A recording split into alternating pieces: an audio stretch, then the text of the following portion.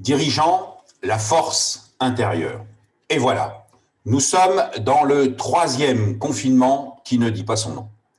La question est claire, personne n'est dupe et surtout pas vos collaborateurs. Nous abordons très souvent comment faire, comment anticiper, comment accompagner.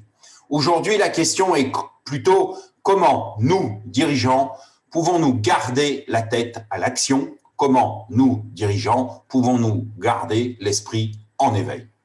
Il y a quelque temps, je vous parlais de stimulation, vous concernant la semaine dernière d'épuisement.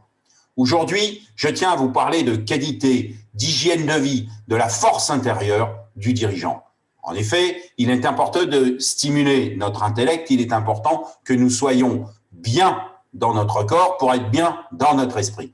La question est comment être suffisamment riche intellectuellement pour ouvrir autant de stratégies, autant de tactiques, soutenir autant de collaborateurs.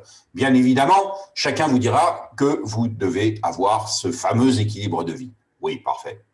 Donc, nous n'avons pas de problème personnel. Nos parents, nos enfants, nos conjoints n'ont pas besoin de nous ou nous sommes tout simplement surhumains. Rien de tout ça, bien évidemment. Vous devez donc vous auto-stimuler, parfait. N'hésitez pas à voir ou revoir mes précédentes vidéos de mars à ce sujet.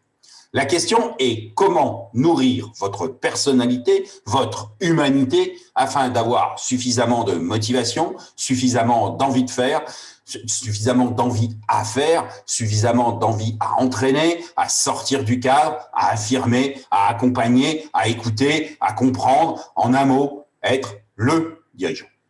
La crise nous a appris sûrement quelques petites choses, dont une me semble importante.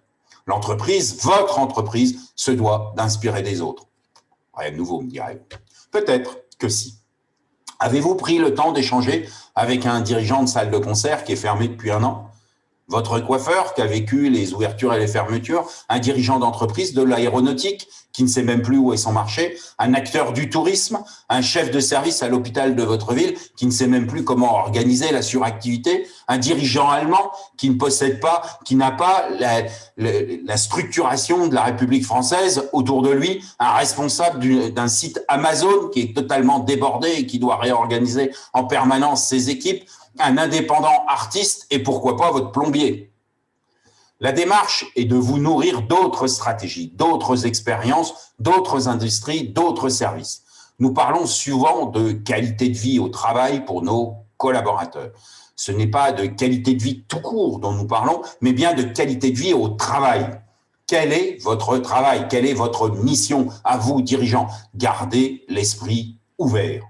Historiquement, dans le monde d'avant, nous participions tous à quelques réseaux de dirigeants, de partenaires, de syndicats professionnels, d'anciens de notre école, que sais-je.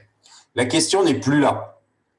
Nous devons, vous devez réinventer avec vos équipes une méthode, une démarche, de nouvelles approches, votre prochaine entreprise, votre prochaine organisation.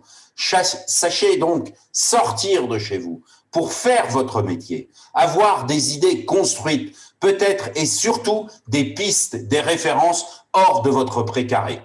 Prenez soin du professionnel qui est en vous, nourrissez votre intelligence et faites votre métier, donnez la direction avec affirmation.